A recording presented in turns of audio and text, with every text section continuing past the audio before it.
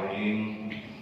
Qala al-musannifu rahimahullahu ta'ala wa adaman naf'a bihi wa bi barakati ulumihi wa bikum fid dharain amin. Ini merupakan kitab pembahasan yang banyak, yang panjang terkait dengan masalah ibadah haji dan ibadah umroh. Ini ibadah haji dan ibadah umroh, saudara-saudara, merupakan bagian dari rukun Islam yang kelima, ya. Dari rukun Islam yang pertama syahadat, yang kedua sholat, yang ketiga puasa atau zakat atau sebaliknya, keempat kemudian setelah zakat puasa, dan kelima. Nah, ini perlu kita pahami bahwa ibadah haji ini biaya dalam rangka untuk melaksanakan ibadah ke sana yang nanti kita kenal dengan istita'ah. Nah, ini ibadah haji secara bahasa karena ada dua, ada haji dan umroh. Ibadah haji dalam perspektif makna lughah dari fikih, kajian fikih itu al-qasdu. Haji secara bahasa maknanya menyengaja atau menuju. Jadi kalau seandainya kita beli air di warung dari rumah, itu haji juga, tapi haji dalam makna lughah. Berangkat ke suatu tempat, menuju ke suatu tempat, namanya haji. Nah, tapi yang dimaksud dalam terminologi ulama-ulama fuqaha dalam hal ini, yang namanya haji itu adalah qasdu ila baitillahil haram limanasikil haji, fil af'alil atiyah. Yang namanya ibadah haji itu secara terminologi, secara syar'an, secara syariah adalah menyengaja menuju ke Baitullah, untuk melaksanakan manasik. Artinya ibadah haji bil af'alil atiyah, dengan perbuatan-perbuatan dan juga niat-niat yang tertentu. Nanti pembahasan itu panjang. Ini yang kedua adalah umroh. Umroh itu merupakan az-ziyarah. Ziarah mirip dengan makna haji. Kalau bahasa kita itu sebagai apa? Seperti kayak kita tamasya. Meskipun di dalamnya itu nanti agak sama, yang membedakan hanya pada wukufnya saja. Nah, ini ibadah haji dan ibadah umroh itu kajian dalam mazhab Imam Asy-Syafi'i termasuk hal yang wajib, hal yang wajib. Dan ini ibadah memang sangat luar biasa. Ganjaran pahalanya setiap orang bahkan mendambakan untuk bisa berangkat melaksanakan ibadah haji. Apalagi sekarang yang modelnya itu waiting listnya agak lama, bisa di atas 20 tahun. Nah, ini butuh, artinya bukan hanya niat, tapi memang perlu adanya usaha kita, karena memang ibadah ini sangat luar biasa. Kalau ibadah haji dan ibadah umroh ini dilaksanakan secara betul sesuai aturan, itu memang al-hajjul mabrur laisa lahu jazaa'un illal jannah, kata Nabi. Nggak ada lain dah kalau orang ibadah hajinya itu mabrur, diterima oleh Allah Subhanahu wa taala, tidak lain ganjarannya adalah surganya Allah Subhanahu wa taala. Dan ini memang ibadah haji disyariatkan pada tahun ke-6, tahun ke-6 hijrahnya Nabi. Nah, ini sebelum Nabi kita melaksanakan haji pada tahun ke-6 itu, Rasulullah memang melakukan ibadah umroh terlebih dahulu. Itu sampai dilakukan 3 kali. Yang pertama itu pada tahun ke-6, ketika berada di Madinah, Rasulullah bersama para sahabat sekitar 1.400 itu melaksanakan ibadah umroh, tetapi dicegat oleh orang kafir musyrik Quraisy. pada saat di Hudaybiyah nggak bisa masuk. Ya, itu Nabi nggak bisa melaksanakan ibadah di sana. Karena sudah melakukan dia niat ihram, akhirnya dia tahallul, pulang lagi. Tahun ke-7 begitu lagi berangkat lagi. Ya, tahun ke-7 terjadilah perjanjian Hudaybiyah. Di situ Rasulullah diberikan kesempatan dengan para sahabat oleh orang-orang musyrik dan kafir Quraisy untuk melaksanakan ibadah umroh. Nah, ini dikenal dengan bahasanya itu umroh qadha. Ya. Kenapa umroh qadha? Karena yang ke-6 belum kesampaian pada tahun ke-6 sebelumnya. Dan kemudian yang ketiga adalah pada tahun ke-8 Hijriah. Nah, ini Rasulullah SAW pada Fathu Mekah, ya, itu mengalami kemenangan yang sangat luar biasa. Bahkan Rasulullah tidak ada dendam kepada orang-orang kafir, orang-orang musyrik ketika itu. Rasulullah kemudian melaksanakan ibadah karena memang tempat lahirnya beliau di sana. Itu selama dia di Madinah, Rasulullah selalu berpikiran, karena disitulah tempat dia lahir dan di situ ada Ka'bah al-Musharrafah, Ka'bah yang mulia. Ya, itu dilaksanakannya yang ketiga. Dan yang terakhir adalah pada saat tahun ke-10 Rasulullah melaksanakan semuanya. Ibadah haji yang Rasulullah laksanakan itu adalah pertama dan yang terakhir, yang disebut dengan haji wada, yang kemudian turun di situ ayat Al-Qur'an, al-yauma akmaltu lakum dinakum wa atmamtu alaikum ni'mati wa raditu lakumul Islam madinah. Dan kita semuanya ini selalu berharap ya bisa melaksanakan ibadah haji dan ibadah umroh. Yang udah berangkat ke sana, insya Allah bisa berangkat lagi. Yang belum, insya Allah dengan wasilah majelis ilmu ini, pembahasan kita tentang haji dan umroh mudah-mudahan menjadi wasilah kita untuk bisa melaksanakan ibadah haji dan umroh sebelum kita pulang rahmatullah amin ya rabbal alamin. La yajibu kullun minhuma, tidak wajib masing-masing dari keduanya. Maksudnya dari keduanya, dari haji dan umroh. Bi asli syar'i, dengan dasar hukum asal syara, ya, itu tidak wajib ibadah itu keduanya, illa marratan fil umri, melainkan sekali dalam seumur hidup. Ya. Jadi ibadah haji seumur hidup sekali. Ya. Demikian juga umroh itu sekali seumur hidup. Maka di sana ada ayat wa atimul hajja wal umrata lillah, sempurnakan oleh kalian akan ibadah haji dan ibadah umroh. Ya.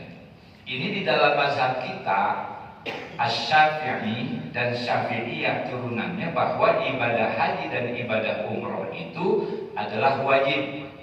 Bahkan 3 imam mazhab, ya, itu mewajibkan, dari Imam Abu Hanifah, kemudian Imam Asy-Syafi'i dan Imam Ahmad bin Hanbal. Ini haji dan umroh adalah kewajiban. Tapi di dalam mazhab Imam Malik, haji wajib, tapi umroh nggak wajib, menurut pendapat dari Imam Malik bin Anas. Kenapa dia mengatakan tidak wajib? Karena di ayat itu dinyatakan walillahi 'alan nasi hijjul baiti man istata'a ilaihi sabila. Di situ tidak menyebutkan kata-kata umroh. Ya. Bahkan ada beberapa redaksi hadis yang menjadi acuan dari Imam Malik yang mengatakan bahwa umroh itu tidak wajib. Kalau kita tetap ya haji wajib, umroh wajib. Bedanya kalau haji nanti waktunya itu memang sudah ta'yin, sudah tertentu di bulan-bulan haji, dari bulan Syawal, Zulqa'dah, ya, dan pada 10 hari itu di awal daripada bulan Zulhijjah tuh, ya, itu merupakan kewajiban melaksanakan ibadah haji. Kalau umroh waktunya lebih luas, ya, bukan hanya di bulan-bulan haji saja, di luar bulan haji ini ada ya waktu-waktu untuk melaksanakan ibadah umroh. hatta sehingga lawir tadda manakala seseorang itu seandainya dia murtad gitu ya. Karena dikatakan bahwa yang namanya haji dan umroh itu seumur hidup sekali. Seandainya ada orang itu muslim, kemudian dia pindah agama, murtad ya. Ba'da fi'lihima, setelah dia melaksanakan ibadah haji dan umroh ya. Muslim nih, dia pergi haji, melaksanakan ibadah umroh, kemudian di tengah perjalanannya entah kenapa yang namanya hati itu taqallub ya, berbolak-balik ya, sehingga mengakibatkan dia menjadi apa? Menjadi murtad ya, pindah agama. Ada kemudian dia balik lagi kepada ajaran Islam, masuk Islam lagi tuh. Nah, padahal dia udah umroh, udah haji, kemudian dia murtad, dia balik lagi dapat hidayah dari Allah Subhanahu wa taala, lam tajib i'adatuhuma, maka dia tidak wajib mengulangi ibadah haji dan umrohnya. Ini karena apa? Ibadah haji seumur hidup itu satu kali, demikian juga masalah ibadah umroh. Nah ini wasyurutu wujubiha, kemudian syarat-syarat kewajiban daripada ibadah haji dan umroh itu nanti memang ada persyaratannya yang bersumber di dalam surah Ali Imran itu, walillahi 'alan nasi hijjul baiti man istata'a ilaihi sabila. Itu man istata'a ilaihi sabila, perlu adanya istita'ah ya, adanya kemampuan. Maka ketika orang ada kemampuan untuk melaksanakan ibadah haji, dia punya uang ya, dia punya istita'ahnya itu baik dari biaya, dari kesehatannya, tapi dia tidak melaksanakan kewajiban ibadah haji, maka ini kata Rasul ya silakan mau mati ya Yahudian atau Nasranian ya. Nah ini sebuah peringatan, man malaka zadan wa rahilatan, tuh dia punya zat bekal, rahilah ada kendaraan buat melaksanakan ibadah haji, tapi dia nggak mau melaksanakan ibadah haji. Nah ini kata Rasul ya siap-siap aja dah gitu. Nah ini kaitannya dengan masalah istita'ah. Nah yang pertama adalah daripada syarat-syarat kewajiban haji itu, yang pertama adalah muslim ya, maka nggak wajib tuh ya bagi orang kafir ya. Orang kafir mau melaksanakan ibadah haji, dia itu nggak wajib, tapi nanti dia akan disiksa ya, akan disiksa. Kenapa? Ala tarkiha fil akhirati, karena meninggalkan ibadah haji. Kenapa? Karena gara-gara kekafirannya, ketertutupan keimanannya gitu. Nah ini nggak wajib bagi orang kafir, wajibnya adalah orang yang muslim.